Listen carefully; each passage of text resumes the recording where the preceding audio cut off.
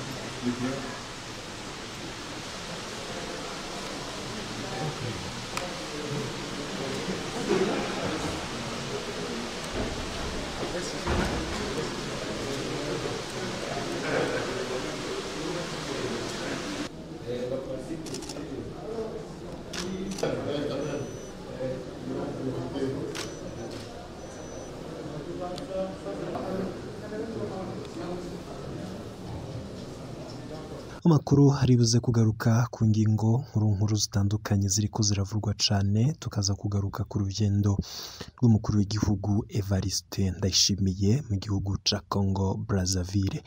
Hari biriko biravurwa ku rugendo rwiwe ndetse n'ivyoba vyabereye muri ico gihugu. Umukuru w'igihugu yabonanye n'abandi bakuru b'ibihugu batandukanye, turaza kubigarukako. Hari izindi nkuru zitandukanye ziba ziriko ziravurwa irya nino mu birabana na politike, umutekano ndetse n'inkuru ziba zaranyegejwe zose turazitohoza tukazibashikiriza ingingo imwe ukwayo. Sangwa kaze rero wewe tugiye kubana mu makuru aravurwa irya nino, wewe utwumviriza uri ngaha mu Burundi ndakuramukije naguha kaze. Sinebagiye abanywanyi bacu mudukurikira muri mu bihugu vy'ababanye ndetse namwe muri mu makungu ya kure, ibihe vyiza nivyo ndabipfurije. Dutangurire kuri no nkuru iriko iravurwa cane. Wirinyamitwe, ambasaderi Wirinyamitwe ngo yoba yamaramaye ahejeje kumva ibimenyesha makuru vyari vyarugaye RPA na radio Inzamba Agateka kawe, bimwe muri vyo vyasubiye kugurura. Kuri ubu biriko birasamirana. Vyatanguye RPA itangura gusubira kumenyesha amakuru yayo, ndetse kuri ubu na Inzamba nayo ikabiriko irasamirana atacamira. Bamwe rero ngo muboba bashavujwe cane no kumva ivyo bimenyesha amakuru vyari vyarugawe bisubira gusamirana atacamira, ngo Wirinyamitwe yoba ababajwe cane ngo kuko yari yatangaje yuko Uburundi ndetse nawe ubwiwe bashimishijwe cane n'ivyo bimenyesha amakuru vyugawe. Kuri ubu ngubu rero Wirinyamitwe ngo akaba afise agahinda gakomeye cane, akaba yari yavuze yuko ngo ivyo bimenyesha amakuru ngo ari bicanishamwo abarundi. Kuri ubu ngo akaba atewe ishavu no kumva ivyo bimenyesha amakuru vyasubiye gusamirana, n'umubabaro ukomeye kwa Wirinyamitwe. Sinzi ngira ngo niba muguma muvyita imenyesha amakuru, ariko si imenyesha amakuru ngira ngo murabikunda abantu bagumye bihanahana na kamwemwe ku bantu mbere atari abarundi gusa n'abanyamahanga. Urabona yuko babishimye. Iyo ngingo ni nziza cane. Radio Publique Africaine.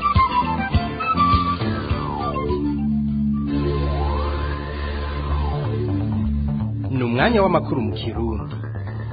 Nshuti bagenzi namwe bakunzi ba RPA, kaze mu makuru y'ikirundi yo kuri no wa mbere. Kuri mikro muri kumwe na Bob Rugurika. Aya makuru akaba ari ya mbere inyuma y'indwi zirenga zibiri ibinyamakuru bitatu vyigenga, Radio RPA, Radio Inzamba, Radio Television Renaissance bihagaritse vy'agateganyo ibikorwa vyayo.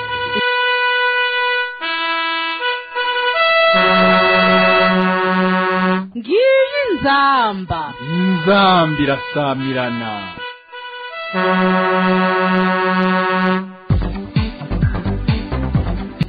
Ndabaramukije banywanyi ba Radio Inzamba. Ino tariki ya 15 ndamukiza mwaka w'2021 n'umunsi udasanzwe aho Radio Inzamba Agateka kawe isubiye gusamirana. Turiho Umwaka urarumanye inyuma y'igandagurwa rya Pascal Niganza batazira kaburimbo be n'abakozi biwe babiri barimwo Desire Ciza ndetse na Riyazimana mu gaturuturu ko kuwa 15 ndamukiza mu mwaka wa 2020 nibwo abapolisi barongowe na komiseri Tade yararongoye akarere k'ubumanuko mu gipolisi bafashe Pascal Niganza n'abakozi biwe babiri barababoha barabasambisha mu gitondo barinjijwe imodoka y'igipolisi haciye akanya barayikugwamwo ku itegeko atawuzi iyo ryazananye hakurikiye kandi ko barasabarirwa ivyo vyose vyabereye ku rugo rwa Pascal Niganza Irubanga muri komine Matana ho mu ntara ya Bururi. Imiryango y'abahisi ntiyarekuriwe gushingura babo abajejwe intwaro n'imbonerakure nibo bahawe itegeko ryo kubashingura. Muri Nyakanga mu mwaka wa 2019 Reveriyano Ndikuriyo yararongoye inama nkenguruzamateka yemeye gutanga miliyoni 5 kuzomuzanira umutwe wa kaburimbo inyuma y'ubwo bugicanye ndengabutungane ntacakurikiye mu butungane nk'uko vyama. Kaburimbo yajanye amabanga menshi cyane kumbure bamunyarukije kumwica kugira ngo ntihagire ico yohava avuga ageze imbere y'ubutungane. Ivyo ni bimwe mu vyo two kwibuka kuri uno musi. Mu Burundi abahunguka barasaba leta ubufasha. Bamwe mu Barundi baheruka guhunguka bavuye mu bihugu bihana urubibe n'u Burundi cancane mu Rwanda barasaba ko leta yobaronsa amabati yo gusanura inzu zabo bavuga ko zabomotse. Abandi nabo bakaba bavuga ko indya batekerewe na HCR batahutse zaheze kandi ko imirima yabo itarajya kwera.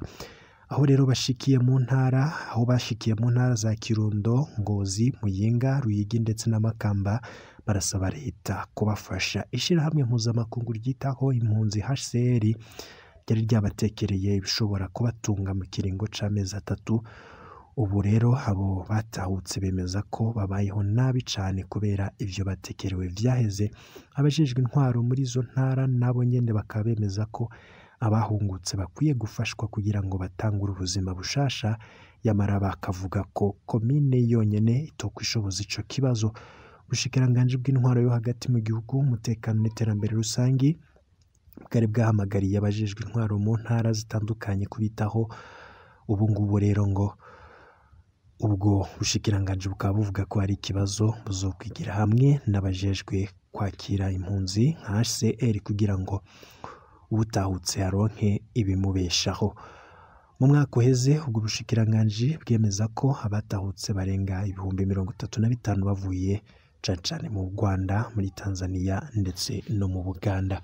Nawe rero amwe mu makuru yavugwaga cane ndakengurutse kuri abo bana natwe nibutwumviriza kuri ngaha mu Burundi bihe vyiza n'ivyo ndakwifurije mukanya n'andi makuru arabagezweko.